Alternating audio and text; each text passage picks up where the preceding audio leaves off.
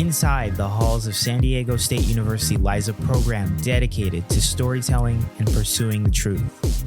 Welcome to Where You At, a podcast that takes you inside the work of alumni for the School of Journalism and Media Studies at San Diego State. Our goal is to show the success of our alumni, inspire students with the stories, and connect students and alums on a pathway to journalism success. And now, here's your host, Josh Sushan.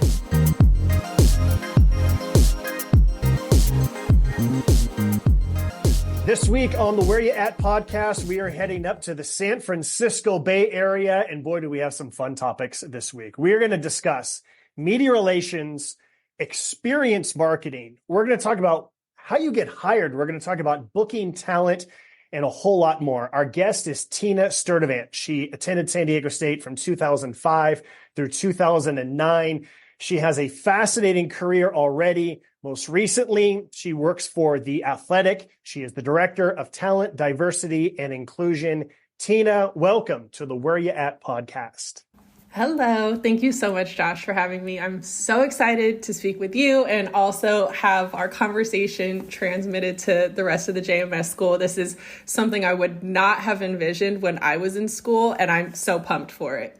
All right. So I want to start off by talking a little bit about what you do, and then we're going to rewind to kind of trace the course of how you got there. So if people follow sports by now, they know what The Athletic is. At least they should know what it is. But not everybody does, especially if they don't follow sports. Most importantly, The Athletic is not The Atlantic. Sometimes those two get confused. They're totally different properties. I'm a proud paid subscriber of The Athletic. But for those who don't know, what should they know about what makes The Athletic different from most sports websites? Awesome. Thank you, first of all, for being a subscriber and for that lead in. So The Athletic is a digital paid subscription sports media site. Journalism is our bread and butter. And so we were acquired by the New York Times a couple years ago. We've actually just passed the second year anniversary, but the company is now going on 8 years old.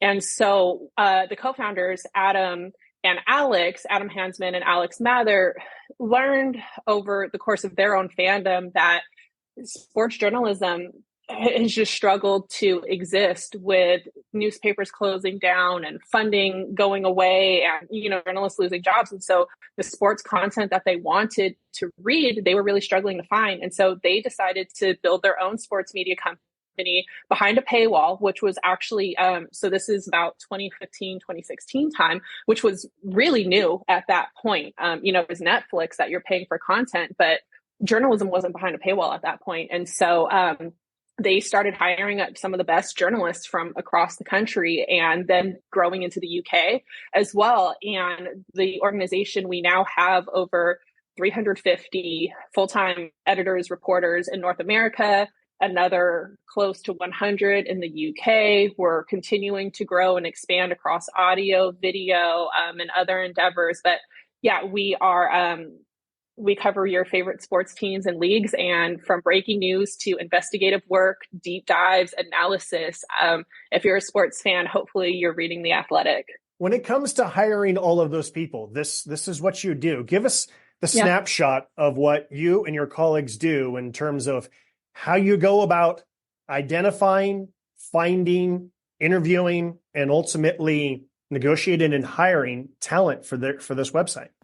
Yeah, and that's a great question because a big part of my role and certainly a focus within this industry in recent years has been how do you become more equitable in this space? Because so much of this industry has relied upon, I tap somebody on the shoulder because I know this person or this person went to my school or this journalism school is known. And so I'm only going to recruit from there.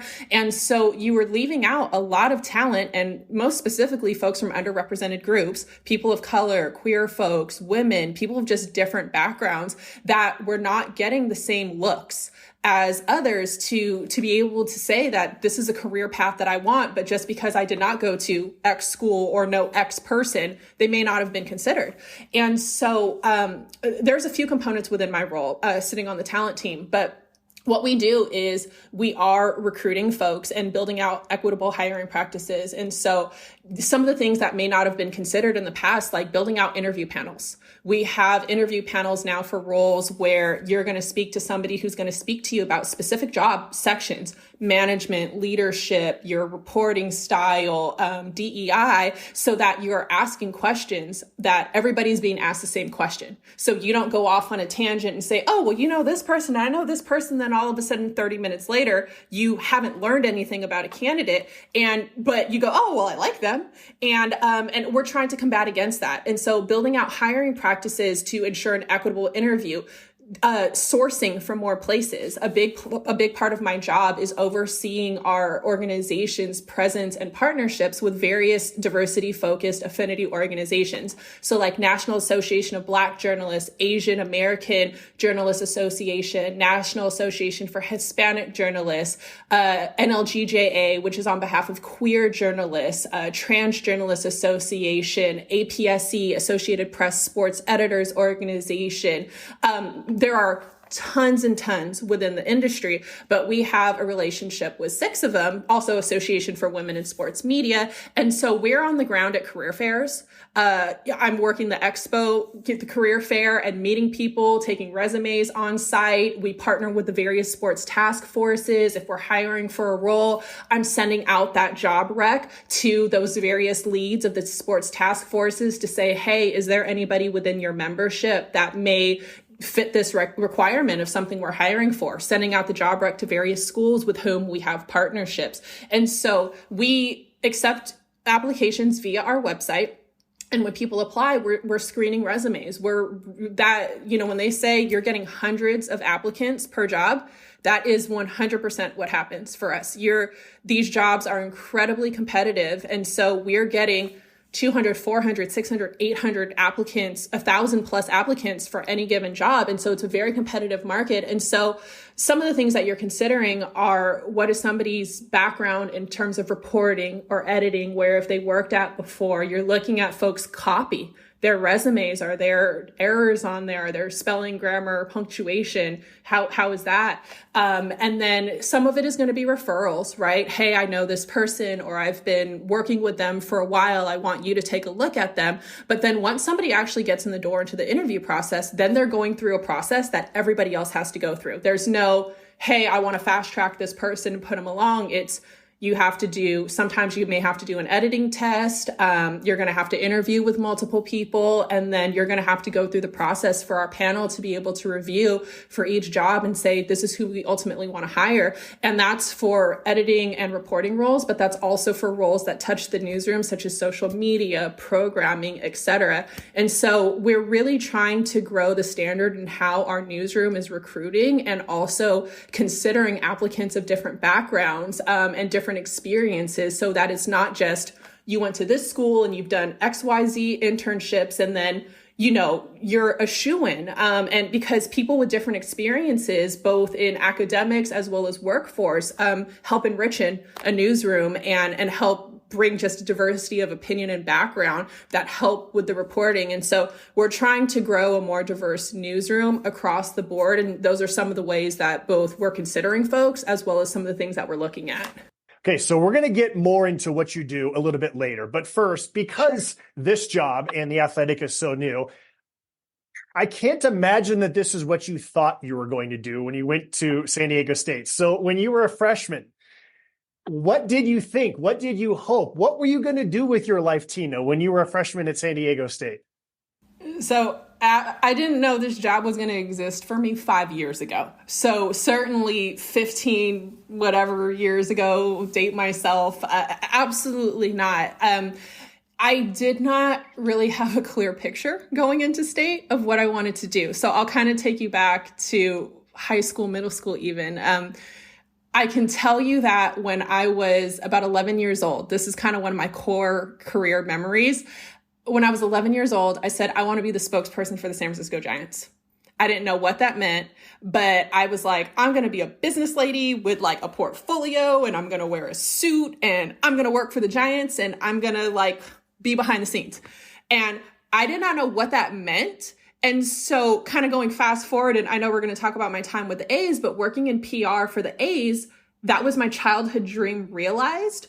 But going into state, let me tell you, I was trying to avoid math classes, and I knew I enjoyed reading. I knew I enjoyed writing. I knew I enjoyed relationships with people. So I chose marketing as my major. And then my first semester, I had a couple math classes and I was like, this is not the way to go. And then so I moved over to journalism and media studies, and that was absolutely where I was supposed to go. But there was no plan here.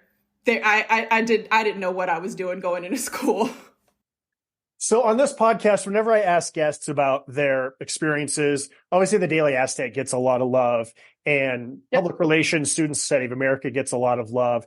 You went to the Sports Information Department, so I'm excited to give the SID folks some love about, did you just walk in the door? Did you answer an email, a flyer? How did you get started at the Sports Information Department at State? I have to give the biggest shout out to Darren Wong, who was my manager, who was the best teacher for me in the SID department. But honestly, what happened was I was not a double major, but I kind of had two career paths. So I thought I was going to be poli-sci was my minor, and I was working for the San Diego County, courthouse, the Kearny Mesa courthouse, working in traffic court. So there was a part of my world where I thought I was going into public admin, pre-law, something like that, poli-sci classes. And then the other part of me that did not know that sports could be a career, where I was taking my journalism courses and I was, interested in writing and stuff, but I didn't know what an internship would look like. And all of my classmates who were beginning to get internships and stuff like that were looking at agencies within San Diego. And I knew very clearly for myself at a young age that agency life was not something that I particularly wanted. Now, certainly get an internship or do it for a year or two, but I knew that just the structure of what agency life required, it wasn't ideal for me.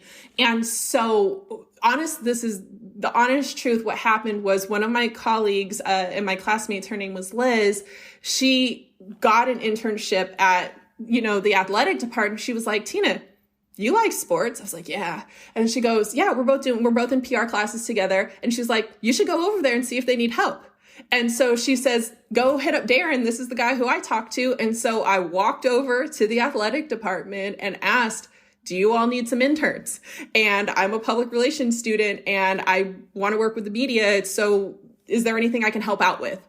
And I mean, this is why I always recommend to people, it doesn't matter if you're at a D1, it doesn't matter if you're at, Texas or one of these, Oklahoma or one of these massive, Alabama, right? Like million dollar programs. That's like basically a professional collegiate team. Like, go to where you're at and start there, because Darren had me working on press releases with athlete injuries, updating the media guide with track results, going to soccer matches and doing scoreboard, football games. I was, looking through the binoculars and updating players who were coming in and out of games. I was going to pressers and transcribing quotes and going to the visiting team locker room or going to whatever presser with a player and transcribing quotes and writing them down for the national media, and just anything that had to do with media relations. So working with the media,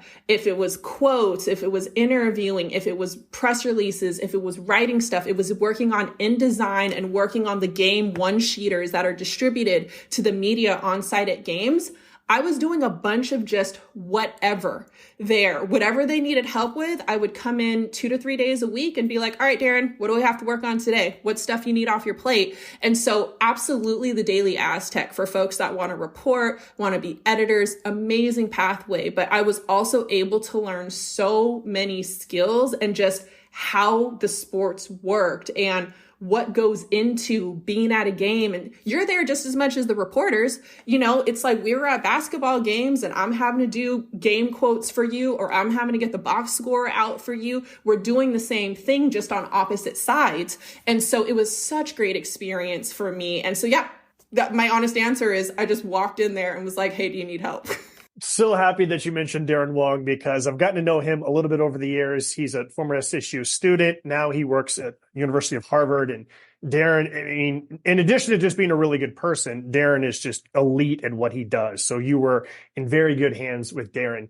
Tell me about some of the other things from state, memorable classes, or you mentioned Liz, your classmate, other just experiences at San Diego State that really just helped you start to develop these skills in this concept of what you might do with your life? Yeah, I have to say that the most influential professor that I had was Dr. Bailing Shaw. She led the JMS school for a really long time and then went on to Fullerton, where I believe she's at now and leading the comm school there. Dr. Shaw led the PR 101 course, and it was a feeder course. Like, it was the make or break. You're in this class, 200 plus people are in it, and fewer than 80 are going to come out with a passable grade to get you onto the next level.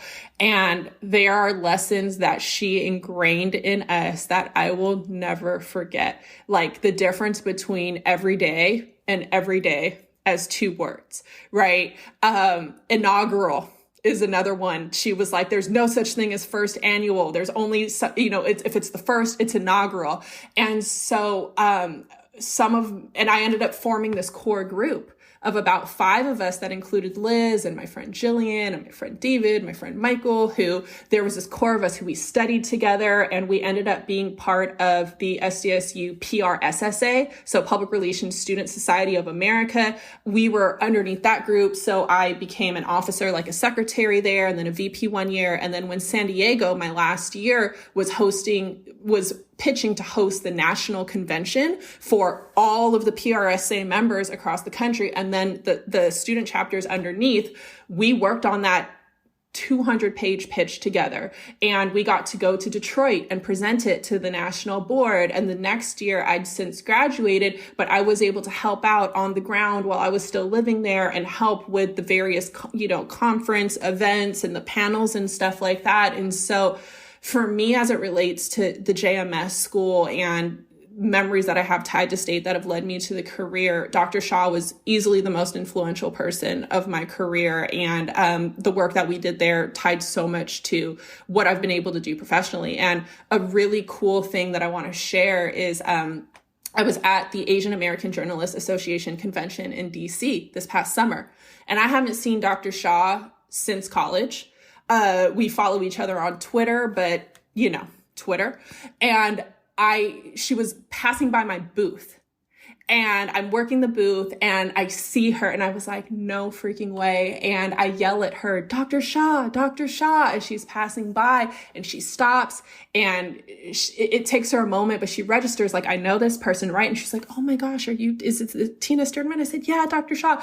And I was able to give her flowers and share how much of an impact she made on me professionally and as a student. And she was on the way to the airport. So I was like, can I give you my 90 seconds of what I've been doing in my career? And we took a picture together, and oh my gosh, it was so special to me to be able to be where I'm at now and be able to share that with somebody who saw me, who was teaching me, and to be there. And so, she deserves all the praise for everything that there's no way I'd be where I'm at today without her guidance and her teaching. Well, when it comes to putting together a large conference, the skills that you acquired as a student definitely ended up paying off later on in your life. But let's get to you're graduating San Diego State and you decide to go get your master's. So Where are you at that point in terms of mentally? Okay, I've acquired these skills with Darren Wong in Sports Information Department, and I've worked with fellow students on this project and with PRSSA. What are you now thinking next about what you're going to ultimately do with your life? Okay, so it's 2008. There's something called a recession that happens. So I had been working for the athletic department and busting my butt, working 2 jobs, finishing up school, and just grinding. And I knew that I wanted to get my master's degree and knew that I wanted to go to graduate school, but I kind of didn't know what. I was still in this world of, is sports something that's viable for me to work in versus like go get a government job? And I knew what my schedule would have been if I were going to stay at the courthouse. I would have worked 7:30 to 4 every day. I would have had benefits. I would have got a pension. Like, there's this idea of stability, but there's also this idea of like, what is your passion?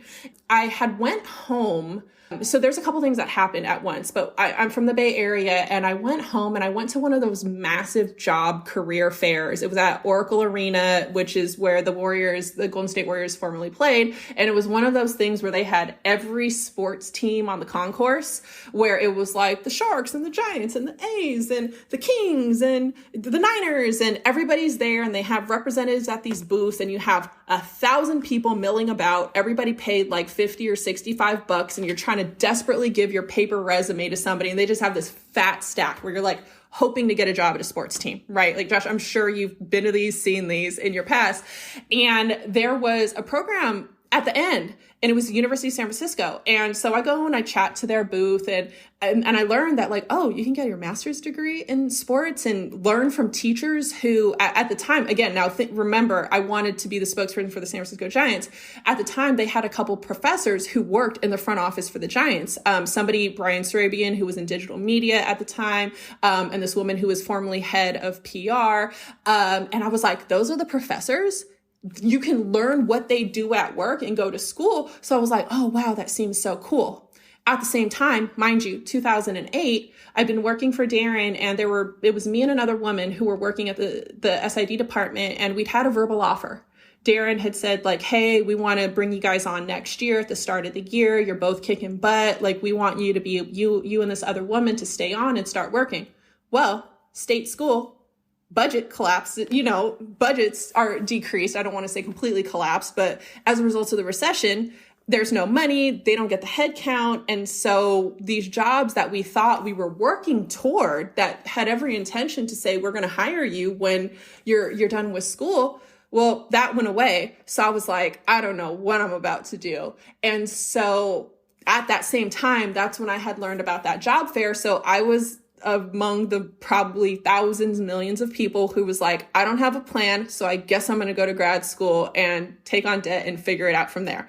And because I was from the Bay Area, I was able to move, long story, I moved back home, I go to grad school, it all works out, but no plan post-graduation. It blew up in my face. And I say that all honestly too, because one of the things that I was so intimidated about when I was a student was, like, people would come to your class, and I felt this way in grad school too, where they're a VP of da-da-da-da-da, and you're like, how the hell did you get here? Like, you are so far away from where I'm at in life right now, and I don't know how to get from step to A to B, let alone you're at Z right now. You get paid how much, you're in this room, you're so far away from where I'm at in life. And so when I talk to people about what my background looks like, I'm so honest to say, I don't know what I was doing. I'm just trying to make it still today. I thought I was going to have a job, and then the job fell apart. And then I'll tell you, I applied for 100 jobs.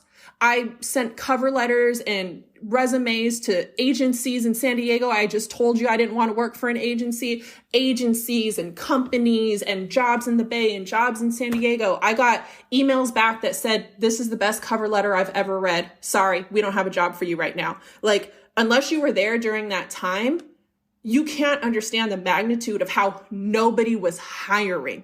Nobody was hiring for anything back then. And so my option was, well, I guess I'm going to go back to school and figure it out from there. And so that's how we got to USF, which also was just the best decision ever and amazing. But, I didn't know what I was doing. But the thing is, though, Tina, that you didn't know what you were doing, but you kept trying.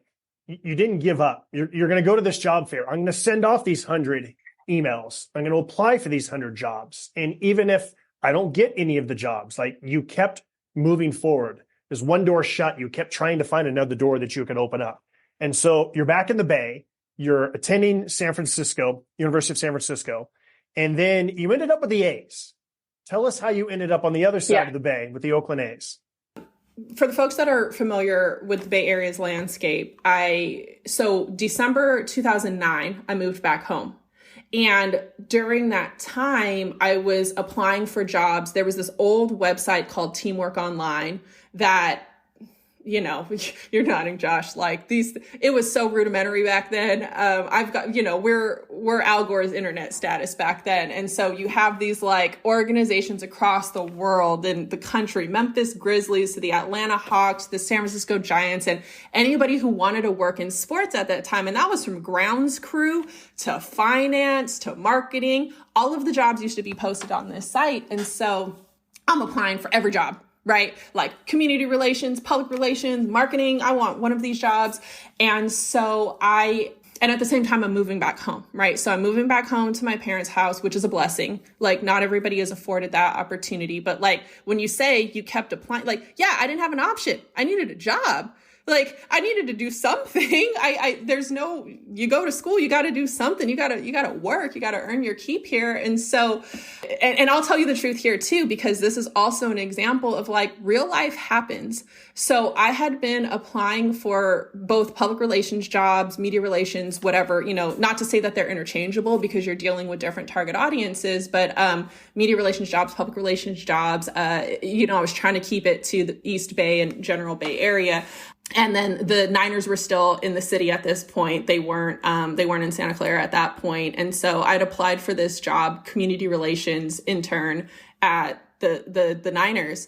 And anyway, have my resume. It's got all my media relations experience. And so I'm applying cold, mind you. I don't know anybody. I don't think LinkedIn exists at this point in 2009. I have no connection there.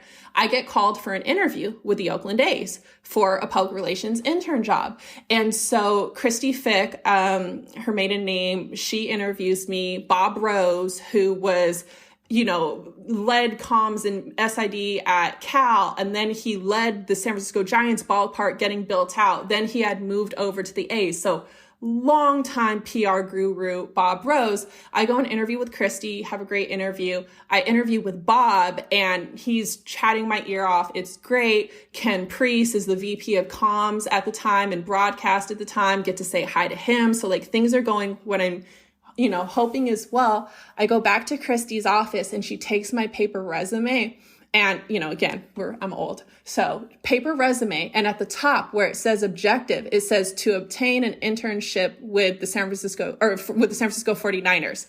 And she had it circled in a red pen at the top. And I just wanted to melt in my seat because she was like, your resume is amazing. And the things that she worked in Iowa. So when she was in undergrad, she went to Iowa and she had worked in the SID department there. And so she said, the things that you did at State are the exact things that we need you to do here. And because I had worked in college and I know exactly what you did, I know that you can do this. But by the way, learn how to spell check and, proofread your work. I'm mortified. Like I want to melt in my seat because of course I had the correct resume with me when I gave them my paper resume, but Teamwork Online, again, ancient, that you can only upload one PDF. And so I guess that was my master PDF in the system. So anyway, I thought I blew it. I thought I wasn't going to get the internship. I'm just so embarrassed at that mistake. They end up calling me, I get the internship. And so it was really serendipitous that the internship started in April. I was starting grad school in July. And so I kind of had a leg up in terms of grad school. There were folks who were fresh graduates. There were folks who had never worked in sports before. There were people who had already worked in the sport realm in some shape or capacity. And I was kind of at the bottom of that scale. And there was people who were looking for complete career shifts, right? So I was able to go in and have not only my San Diego State working experience, but then the athletic, the A's working experience as well that helped carry me through my program. But yeah, that's how I got my internship at the A's. That's how I started grad school. Just really lucky here because they could have just thrown my resume in the trash. Double check your resume, triple check your resume, have friends check your resume, have friends check your cover letters before you send them off. I'm smiling so much when I hear the names Christy Fick and Bob Rose and Ken Priest because I know all of them from my time in the Bay as well. And I'm going to go off on a quick little tangent because you mentioned living with your parents. And I'm going to tell a quick story because it also involves someone who works for the Oakland A's now.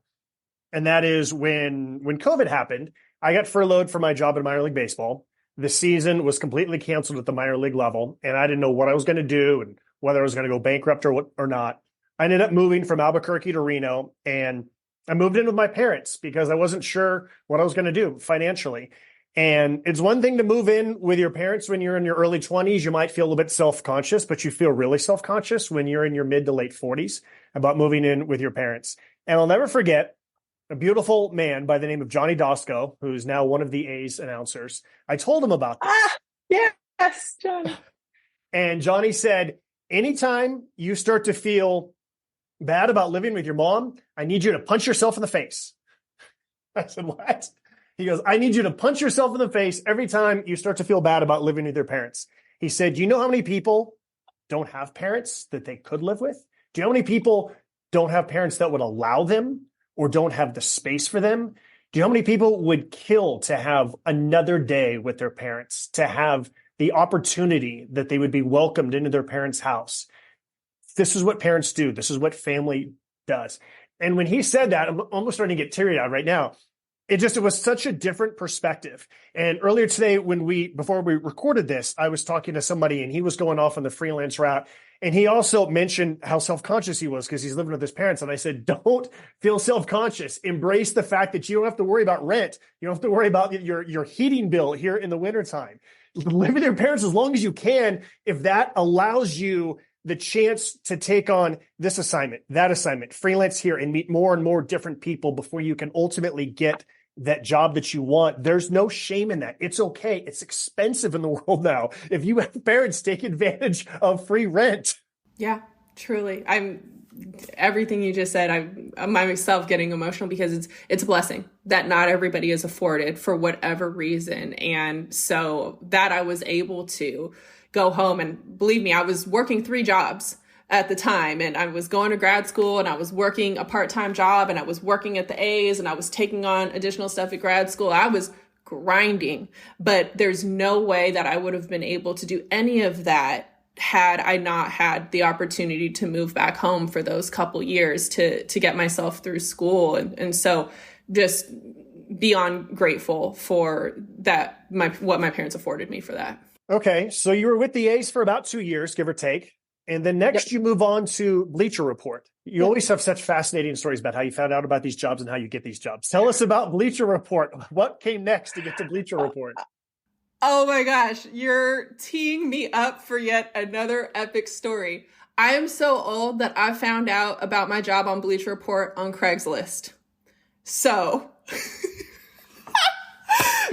I'm working for the A's, and I started off as a public relations intern, and my colleague above me, Adam Loberstein, he went to UC Davis, was an editor-in-chief over for the Aggies, and he was the public relations seasonal assistant. So that's like when you're year 2, you're more experienced, you're like the next person up, right, who's going to get the job.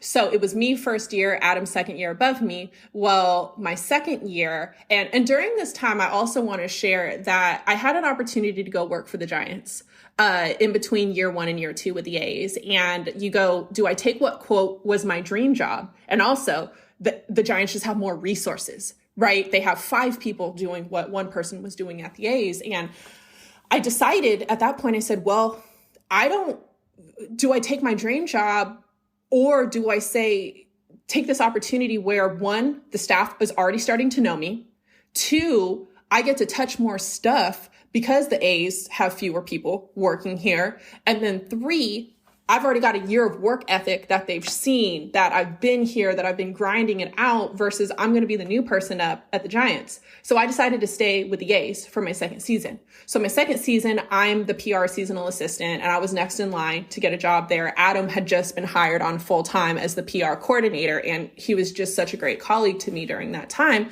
But, anyway, I'm in grad school. We're finishing up. And so I started grad school 2010. And so it's the 2011 season, right? My second season. And we're getting close. And I'm like, guess what? I need a job. Like, is it going to hit at the A's? They don't know about headcount. We've not yet hit the off season to understand where budget was going to be at. And they wanted to keep me, but also the way things go in sports, like they just might be like, sorry, you can stay here and be the assistant again, but we can't give you a full-time job. And then so I'm looking at other jobs and being realistic. And so I come across this ad on Craigslist that says, have you ever worked in a press box? It's like, yes, I have. Have you ever written a press release? Yes, I have. Have you ever worked with athletes? Yes, I have. Do you have good communication and writing skills? Yes, I do.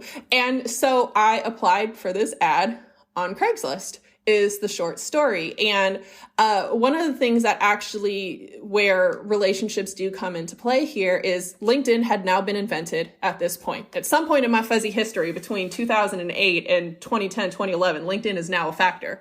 So I'm looking for people in this network who, are affiliated with Bleacher Report. And so at this time, Bleacher Report, it's a household name now, but nobody knew who Bleacher Report was back then. There was a Yardbarker newsletter, right? SB Nation was a competitor at the time. And obviously SB Nation continues to exist, but there weren't a lot of people in the world who were checking for Bleacher Report at the time back in 2011. And so there was a person in my grad program. Now I did not know this person, but this person a couple years ahead of me who had went to USF, who worked at Bleacher in the ad sales department or whatever. So and this is the power of connections and relationships here. I knew somebody in this cohort above me, right? A couple years above me, and said, hey, do you happen to know this person, Jeremiah?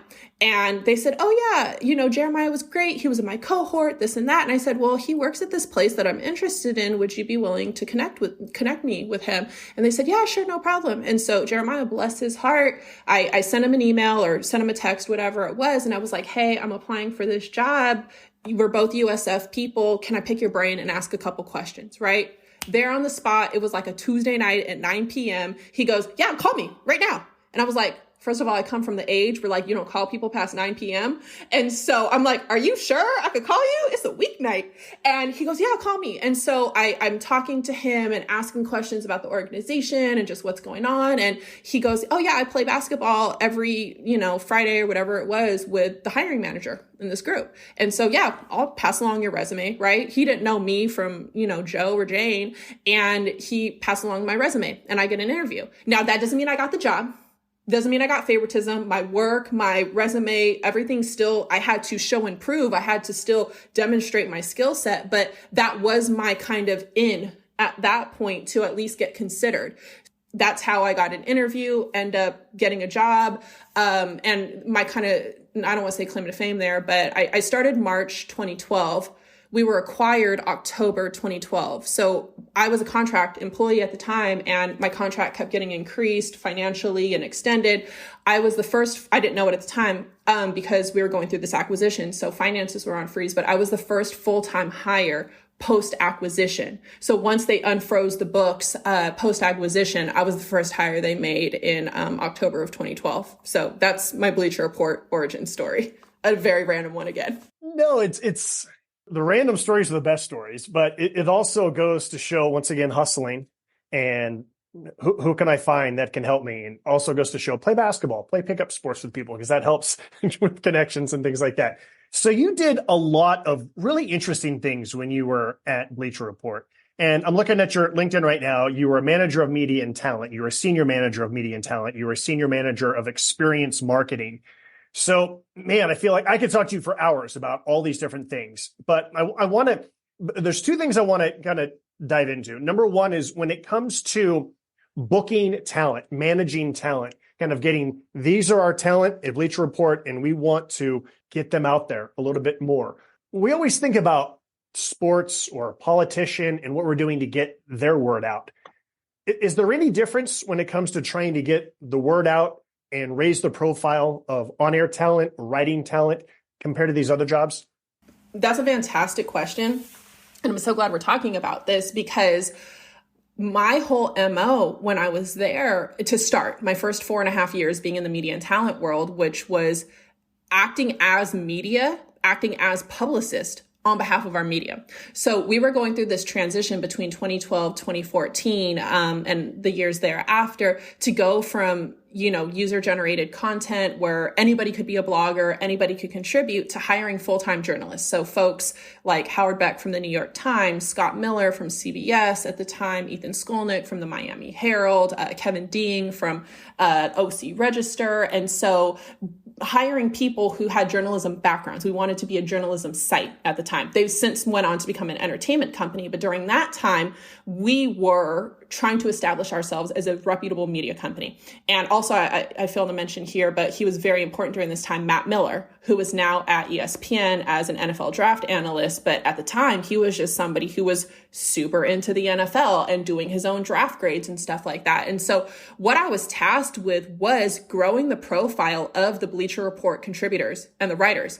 And so I would create these weekly pitches that I used to send out to radio producers and TV producers across the country and say, hey, if you want to talk about this injury that happened to this player that impacted this week 8 game, here goes our injury expert. Or if you want to talk about the Niners, who are they going to be drafting next year? Because we're, through the regular season, and obviously, we're talking about current day, that it's a playoff hunt, but the Niners have the number 6 draft pick, who they need. They need somebody on the line. Do they need a receiver or whatever? This is why you want to have Matt Miller come on. Same thing related to basketball. And so starting off early on, people were like, who the hell is Bleacher Report and why the hell should I listen to you?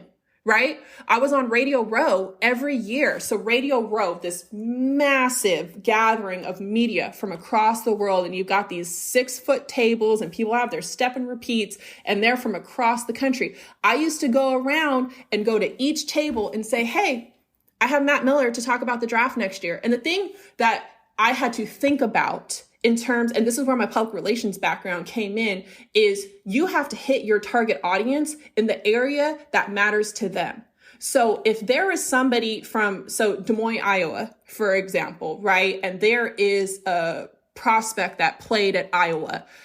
How about I say, hey, Des Moines, Iowa, Matt Miller can talk to you about XYZ who played here, right? Because there's a hometown tie.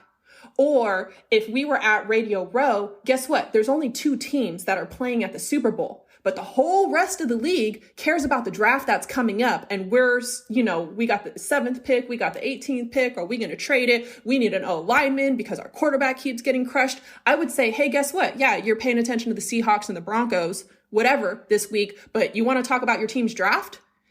Matt can tell you who your team is looking at and who are the top 3 players on his board, right? So when I was pitching each week, it was thinking about the intentionality of the audience. Who are you going to relate to them because of, are they here in this market? Do they have a player that they can relate to? There's a hometown story we can relate to. Or if your team is not in contention, how are we looking forward, right? So I'm going to talk to you about this. Or guess what? Maybe we're not at Radio Row for Super Bowl, but hey, our team is in the tank, so we care about college basketball coming up right now because you know what? That is our hope right now. And so then I would have CJ Moore coming on and, previewing Kansas or talking about Marquette season or something like that. And so thinking about that audience. And I used to travel the country and go on these radio tours and try to just meet with producers in a city and say, hey, can I take you for a coffee? I want to tell you why Bleacher Report, you should be booking us, right? And just trying to get on their call logs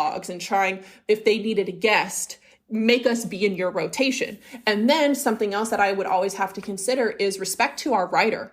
What is their work schedule, right? So their responsibility is to get their written work done, their video work done, all of this extra stuff, this media work. Yes, it's great for their profile and yes, it's great for the brand, both theirs and ours, but that's not priority number 1. You have to hit your deadline first. And so I also used to have to act as this manager of somebody's time to say hey, if it's CBS New York, I'm going to need you to do this appearance. But if it's this city or that city that I may not, no offense to any of the other cities, I might be like, hey, guess what? He doesn't have time this week. Can we give you somebody else? Or can we reschedule it for another time because this person has a deadline that they have to hit? They have 3 videos that they have to get through today. And so we just simply don't have the time. So that was an area where I was able to build trust with our reporters because I respected their time and their workload. And I was able to help them balance this is a priority versus this is a nice to have versus this is we don't have to do this right now. And they built that trust in me. I want to bottle up what Tina just said because there was so many incredible lessons about PR in there. Sometimes you're building the brand of an individual. You were building the brand of Bleacher Report. The other thing that I wrote down is that you may not be the sports editor of a newspaper. You may not be the program director of a radio station, but you essentially were, because there's a difference between a targeted pitch and a generic pitch. And you just emphasize the importance of a targeted pitch, which is what a sports editor does, which is what a news editor does. That's the standard of journalism and news. And so you were taking that so that you did make somebody at that radio station or that listener at that radio station care. And I just think that was just like a wonderful explanation, because it's so easy to just, all right, here's the pitch. Who wants it? Like, no, what do you need? Let me give you the specific person and why for what you need. That was fabulous. Yeah, thank you. And I want to say so I'll give you another example. On the opposite side of this, I used to field a ton of PR pitches from organizations who said, I have JJ Watt on behalf of pistachios, right? And like, first of all, I can't tell you how many times I got called Tom or Ted or some other name that wasn't Tina by people who didn't research my name or what I did, people who copy and pasted, pitches that said, hey, we'd love to have your ESPN guy on XYZ. And I'm like, no, we're Bleacher Report. So like basic, like let's read and like let's edit our pitches and let's make it subjective to whatever that person or whatever they do. The other thing is that I hate blind pitches. I hated somebody who just sent me something that says, hey, we have this person on behalf of Meow Mix or whatever. And I'm like, what does that have to do with us? What does that have to do with what we do? What does that have to do with what we cover? And so when I think about things in terms of money and time spent, I think about billable hours. Lawyers bill hours, PR agencies bill hours, they bill it at 15 minutes. So if you're like, I'm getting this random list of journalists and I'm just spewing it out to the universe, hoping to get one hit, I'm going to bill you for all of that, maybe not as impactful work that you are sending out into the world that you maybe get one bite, right? Versus I may work a little bit harder and a little bit smarter to say, hey, I'm not going to send this pitch to 100 people. I'm going to send it to the 8 people that matter. I'm going to send it to the 20 different regions that matter, but it's going to be applicable to them. And it's going to be applicable to what their audience cares about. You are so much more likely to get a bite from that. And so it works on both sides. And so because I have this public relations background, but then I also understand journalism and I understand news and timeliness, it's like, how do you balance that so that you give people what they need, right? But then you're also like, hey, if it's not this time, then how do we get you this time? Or if it's not this pitch, but you know what, keep us in rotation. We want to think about this. So it was intentionality and was building relationships. And another thing that really mattered to me when I was doing this was I always told somebody why. We can't do this because X, because you know what? It took me 2 sentences to be able to tell somebody, hey, this doesn't hit our audience at this time, or this window has lapsed. The timeliness of this coverage is no longer relevant for us. That helps people go back to their editor, to their manager and say, hey, you know what? This didn't work, but maybe we can get them for this next one. And it helped me build relationships over time to get more specific or higher profile people. And so it's just like thinking about the person on the other side and not wasting your time or their time. The other thing that stands out about your time at Bleacher Report, when I look at your background, and this goes back to, again, when you were at college and you were helping prepare for this big, huge convention at San Diego. So you were involved in NBA All-Star Fan Festival and summer leagues and displays at New Fronts. Tell us about putting together, this would be a marketing experience, and just how the lessons learned from college transferred over to when it's time to put together for All-Star Fan Festival on behalf of Bleacher Report? Yeah, I mean, I will tell you, the first year we were at NBA All-Star, I think it was 2014. And they were like, Tina, we're going to send you here. You go figure it out. And I'm like, I don't know what I'm going to do. I don't know what budget I have. And we sent a video crew and I had a TV, and we were trying to grow our social media presence at the time. And so I had this TV, and it was like, if you tweet, hashtag Bleacher Report or BR at NBA, whatever the hashtag was at the time, you could see your tweet on the video screen, on the TV screen. So year one, and this is how small we started. I think about like a photo booth, right? When you go to a wedding or a birthday party and you got like little mustaches and stuff. I had our design team create images of various NBA, like memeable, I don't think that's a word, but you get what I'm saying, moments in the NBA time. So like, you remember when Lance Stevenson was like bending over on his hands and like his hands on his knees, blowing into LeBron's ear when another player was up for free throws and he was just pestering LeBron?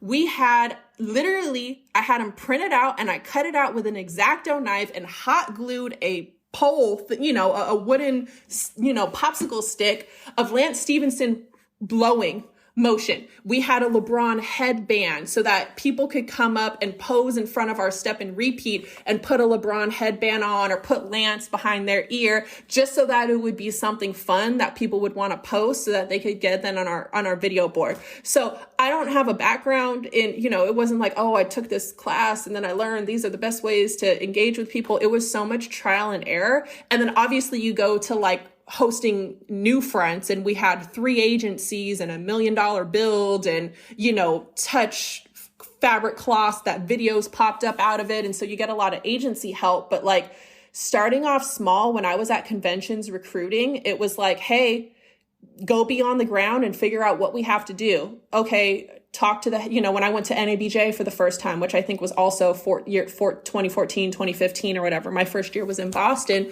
and I got lunch with the head of the sports task force at the time and said, hey, we want to make an impact. What's the gaps? What do you all need?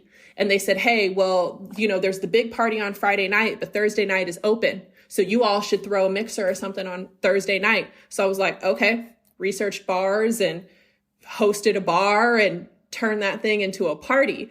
There's so much that goes into this, but it's like understanding what the consumer needs, where are gaps, and then trying stuff. Like, we didn't have budgets or crews. It was like, get on the ground, get your hands dirty. I was setting stuff up. I mean, All-Star in New Orleans, I was physically painting a bathroom before our comedy show. Like, had to go to Home Depot in New Orleans, get plastic covers, and I'm like painting a bathroom to prepare. It's just like doing what you need to get it done, making Target runs. Just I've had to do a lot, and all of it stems to like you're on the ground and you're trying to figure it out and understand like who are the people that are coming and what's going to help people enjoy themselves and have a good time, and like try to make something out of it. And I know I'm kind of simplifying that in terms of like broader answer, but there's been no training guide of anything that I've done. It's just been like, hey, you're going to work on this now. Like, go figure it out. The first time I had to hire an agency, I didn't know how to do that. I had to Google, like, how do you hire an agency? Oh, okay. Put together an RFP. What's an RFP? Oh, okay. Request for proposal. Okay. So here goes like themes that you need. This is what you want to accomplish. This is budget. Okay. I could put that together. And it's being inquisitive and it's being curious and it's always trying to learn, because like, I'll tell you, I Googled everything. I don't know how to do these things. There was a lot of trial and error, which was, the best way to learn. Also wouldn't recommend it all the time, but for where I was at in my career and where the company was at that point, couldn't have asked for a better learning ground.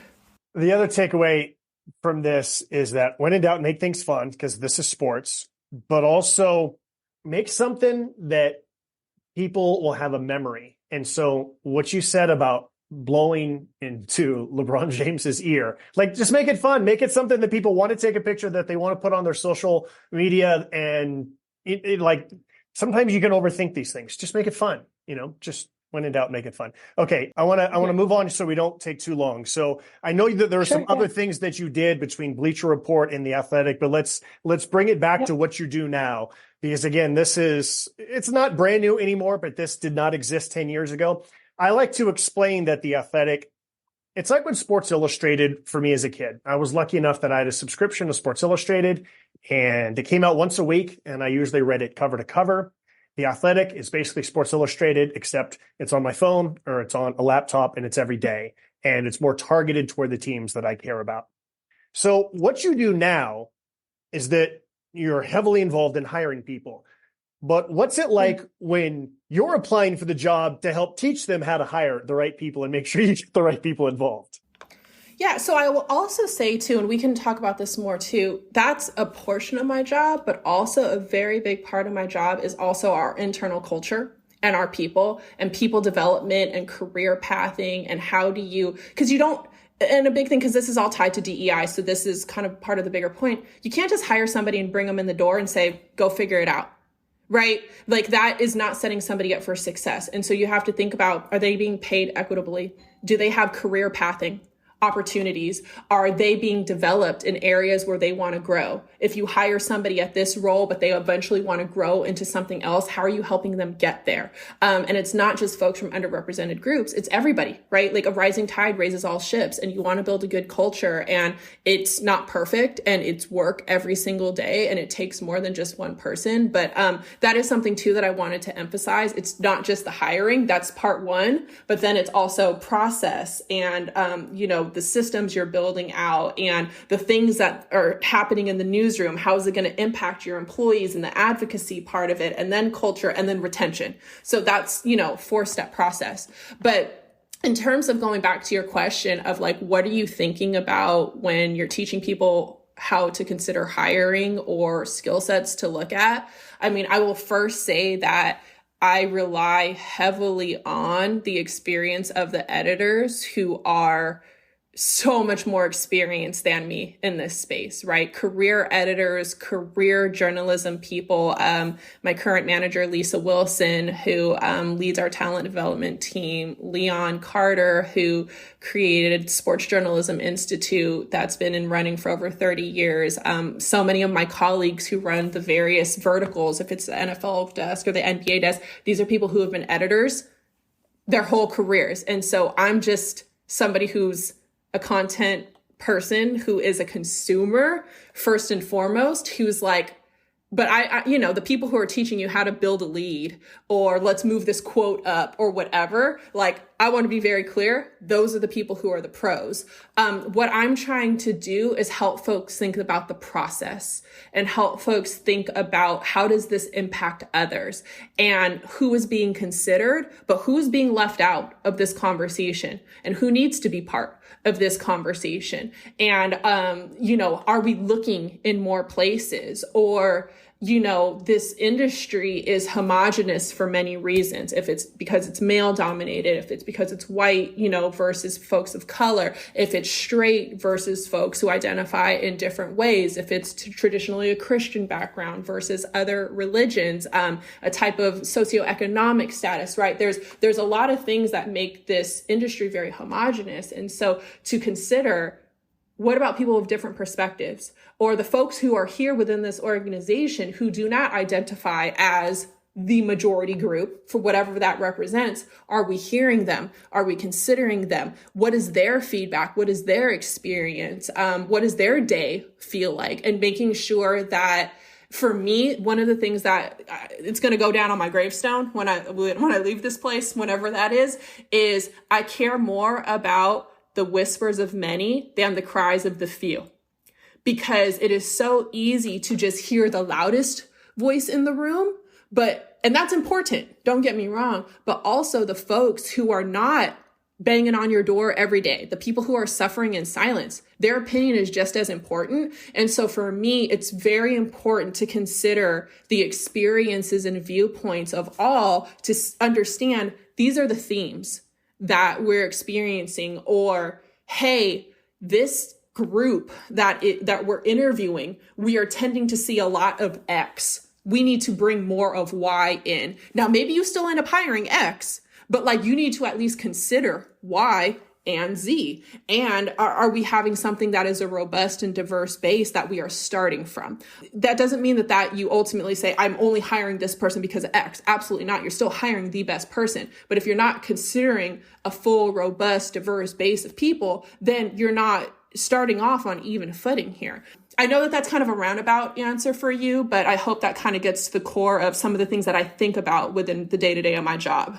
No, it absolutely does. And I appreciate the detailed answer that you gave. And I really appreciate what you said about internal development, career pathing, because not enough organizations do this. And I know that personally speaking, the number of times that I've gone into an interview and I've thought, I'm kind of scared to say, not scared, but I'm reluctant to say what my ultimate career path is because I don't want them. You start overthinking things as the person who's applying for the job. And you start thinking, I don't want them to think that I'm going to be unhappy with this and that I'm going to constantly be badgering them to want to do this, and constantly move up. So I appreciate a company that says, no, we want to know what your ultimate path is. And we want to help you get that way so that you can be here a long time, because ultimately it's a whole lot easier to keep somebody on board for 20 years than it is to hire 10 people. Every 2 years, you keep hiring new people. Yep, totally. And it's something that's really important to us. We have a talent development team. I'm one of 4 on that team. And so we have myself and my manager who are focused on like recruitment of folks, career, so like contracts, retention, like kind of the external conversations, as well as people's career paths. We have somebody who's focused specifically on editing and editing development, and then somebody who's focused on reporting and developing as a reporter. And that's not to say that we don't touch other things. Somebody can be helping out with something else, or you have a conversation and somebody else wants to talk about their career path, or you have a relationship with somebody else, or that's not to say that even that own person's manager, their own direct editor or whatever is not involved with that. But our team is specifically focused on being able to help folks develop within their careers, because if you're not learning, you're going to die, right? Like that's basic evolution for us. And so it is my goal that if you come into this organization, whenever you leave, at whatever point, if you get a new job or for whatever happens, that you are a better human, that you are a smarter human, that you have more skills, that you've learned something else than when you came in the door. Because if you've not been developed or learned anything since you came in the door, then that's a failure of your organization. And again, I say, we are not perfect. There is a lot of work that we have to do. It is work that is constant, and there's not a checkbox and you did one training and then everything is over and yay, we pat ourselves on the back. It is constant work. It is constant feedback. Most of my days are, a lot of people, I just get complaints all day long of what sucks and what's going wrong. And that doesn't make me feel good. But it means that we have work to do. But you also see the people who have goals or who care so much and they want to grow, or they want to grow this skill set, or they want to get more involved with this. And you're like, how can I help you? Our job here should be, how do I help somebody get there? Us as managers. And I had to learn that as a people manager, right? My first couple times as a people manager, I was not a great people manager. Nobody taught me how to manage a person. And then you go through this experience where this is what I did not get when I needed this from my manager. So how can I give this person more of this? How can I give them a little bit more time, a little bit more attention, whatever it is? And so I aspire to do that in the role that I am in. And certainly us as an organization, we are trying to help people reach their goals here within the organization. And if it ultimately ends up being elsewhere, that's also life and industry, right? Like sometimes you have to leave to grow, but certainly we want to develop folks and keep them here. I feel like I could probably do a 5-part podcast here with Tina, but I do want to start to wrap things up here. So there's 2 more things we're going to do before we wrap up. At the end, we always brag about other SDSU alums, but before we do that, something else about your career that I've not asked, some other piece of wisdom that you have gained that you would like to pass along about your journey, your path, and what it means to work in sports where you may not be right there on the front lines, but you're helping those, you're nurturing those, you're ultimately hiring those in this this vast world of sports media. I have so many thoughts here, but I would say trust your gut, trust yourself, trust your intuition, and do not lose yourself in this industry. We didn't talk about a whole bunch of stuff, and I've experienced a lot as a woman of color in this space. And I've had enormous career blessings, and I have also almost been broken in this space and didn't want to come back to this space. And I say that honestly, and I say that as someone who's gone through a whole lot of therapy, who can, talk a lot more openly now about things that I've gone through. But trust your gut. If something doesn't feel good, don't bear it because you are scared of being fired or being ostracized. If something is wrong, if it's happening to you, if it's happening to others, your gut is not wrong. And so trust yourself and know that you will always be okay. You may have to leave this job. You may get fired from the job. Guess what?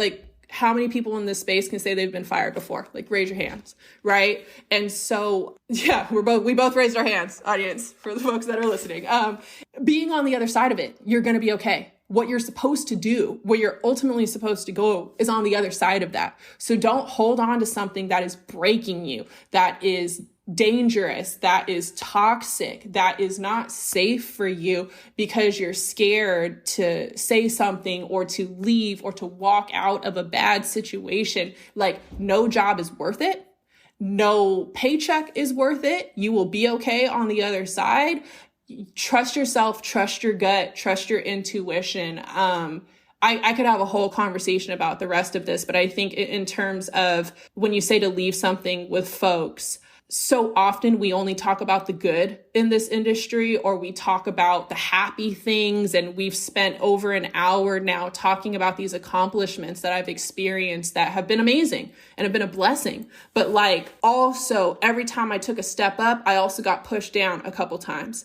And we so often don't talk about failures. We so often don't talk about the struggles, the discrimination, the assault, all of the bad things that can happen in this space, and not just sports and not just media, right? This exists in other places, in other industries, in person, remote, whatever it is. But it's my responsibility to speak about these things and not just act like it has been this easy breezy road and it's been a perfect experience for me, because the people who come up to me afterward, when I've spoken about some things in the past, who have said thank you for sharing this. I've been scared to say this, or this feels weird to me. Am I crazy? I want people to know that they are not crazy and to trust their guts and find somebody safe that they could talk to. And so, that's not only what I want to leave people with, but my public service announcement of, it is, if I am going to be in this space, in this position of power that I hold, for whatever little power that I hold, right? But I do understand that I have influence here, is that it is my job to help free someone. It is my job to help uplift somebody. It is my job to help make this a better industry, a safer industry. And so I find that to be the biggest responsibility that I hold with the influence that I have here. And so that's what I would leave you all with is trust yourselves.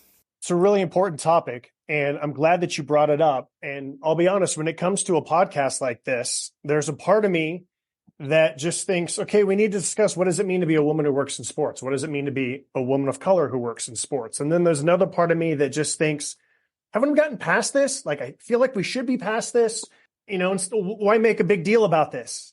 But these are important conversations to continue to have. And I'll be honest, I don't know if they're best one-on-one. I don't know if they're best in the form of a podcast, but there can be a whole lot of toxicity that happens in the sports world for anybody, but especially for women who are working in sports. And so I'm glad that you brought it up, because while I don't want to scare away students from working in an industry, it is important to realize that it's not always happy, that there are people who are going to try to knock you down. And you might think that it's super fun to work for these athletes, but there might be a time that the athlete is an unbelievable jerk at minimum, or the person who's sitting next to you in the press box is an unbelievable jerk at minimum. And so I'm glad that you brought it up, because I think that that's just a fine line between letting people know what can happen, but also not wanting to crush their spirit about this industry that they've chosen. Yeah. And I appreciate that, because there's a right place and right time for every sort of conversation, right? And this conversation today, the intention is like, let's talk about JMS and let's talk about state and let's talk about this amazing career that I've been so fortunate to experience and continue to exist in. But like, there are people who are in school right now, who, if they listen to this and they say, wow, I felt this, or I'm in my first job and this doesn't feel good. Like, I aim to be the person that I did not have for myself early in my career.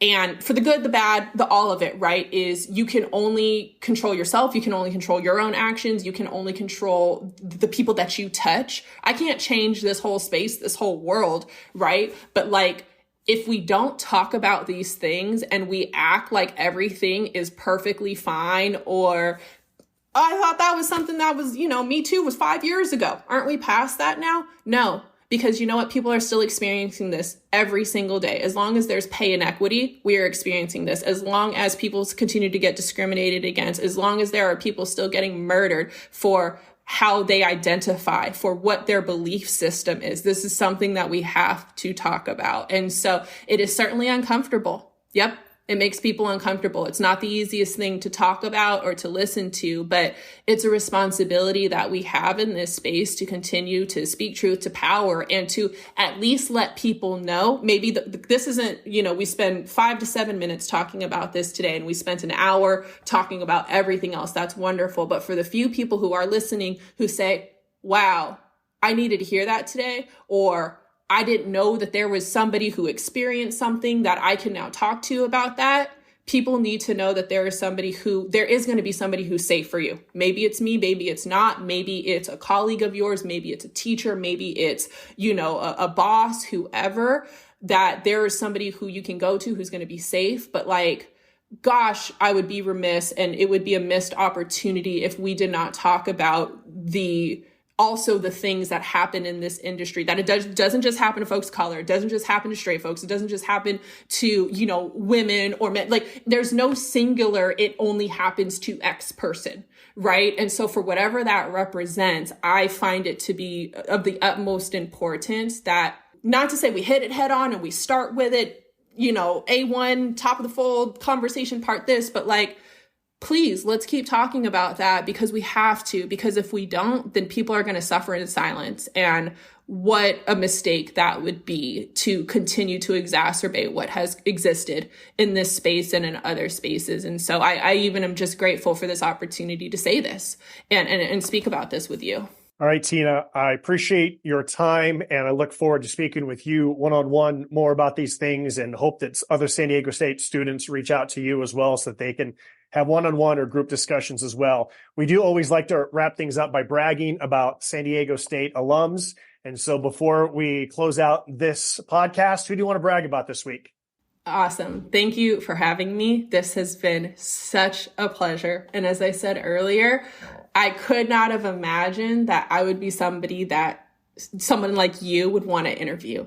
And so this is just the highest honor for me. There are 4 people that I think about. So first is Darren Wong, who is now at Harvard, who is both of our favorite person. And he's, he helped me get my start here. And I am forever grateful for Darren. And I wish you warmth and flip-flops in your future. David Brickley, who is an SDSU alum, who is the owner and CEO of STN Digital, a sports media marketing agency in San Diego, who is awesome and is doing the work and runs a really, really cool agency that touches all aspects of the sports and entertainment world. Tara August, who is a friend and mentor to me. She is not a JMS grad, but she is a San Diego State grad as well as a USF grad. And she is the former SVP of Talent Relations and Special Projects for Turner Sports. She was there for almost 20 years and just in this last year took a step away and is doing some consulting and some board advisory stuff. But she is somebody who has always been a person that I could call and ask questions, and I'm so grateful for. And then also one of my dear friends, Taylor Crossland, who is Bay Area native. We were down at State at the same time, and she is one of my closest friends here, back at home now as adults. And she works in marketing, brand marketing, performance marketing, at an agency, a global agency called Mach 49. And she is doing awesome things in the marketing world and is super duper smart. And so those are my 4 shout outs. I've already sent you their names for future episodes in case you want to talk to more cool people. But again, Josh, this was such a pleasure. Also, Dan Hayes, who introduced us, and as also another Aztec who put us in touch. I'm so grateful for him because this is just, Aztec for life. Let's just keep that going. And we need to spread the propaganda. We need to get more alums. We are all over the place. We need to know it. And so we can go out on that in the red and black. And I'm just grateful for this. This has been a real pleasure to have this conversation with you today. 2 more people work at the Athletic, at least to my knowledge or my limited research, who went to San Diego State. Antonio Morales, who covers USC as a proud alum, and Andrew Pineda, who is involved in the hiring efforts as well, as also another alum. Not to mention Dan Hayes was one of the first podcast guests that we had here on the Where You At podcast. Excellent. Andrew is one of my counterparts on the recruiting team. And so he's another proud Aztec who's here in the Bay. And so we're growing out here. So if there's something that we've learned, it's that you can't only hire people because they went to San Diego State, because you need to make sure that you interview everybody and you have a wide diversity cast. But certainly doesn't hurt. And because San Diego State may not have like this enormous reputation, I'm glad that we've got some SDSU people who are there who can make sure that our students and alums get an opportunity, get their shot to at least interview for these positions. Totally. And if there's any students who want to connect, LinkedIn or, reach out to Temple or, Josh, feel free to send my email. If I can answer questions or be a resource for folks, I always try to do that. And so if there's any Aztec that I can help out that wants to reach out, I'm my digital doors, my online, I'm open. So please, if I can help, please let me know. Once again, that was Tina Sturdevant from The Athletic. My name is Josh Asusha, and I'm your host. Thank you for listening to this week's edition of the Where You At podcast, and we will talk to you again next week. Thanks for listening to the Where You At podcast. This is Devin Watley from the class of 2021. Thanks to Martine Marine for creating the music you're hearing right now, and Alex Piscatelli for her work on the podcast name and artwork on social media. And a reminder to SDSU alums, we really want to know where you're at. Tell us about your career. Get involved in the school. There's many ways you can do this, from donating your time or money, mentoring students, to even speaking in classrooms in person or on Zoom. Your work can help us grow the program and create more opportunities for our students to succeed. Again, thanks for listening. Subscribe to this podcast. Tell your friends. Recommend us a future guest. And go Aztecs.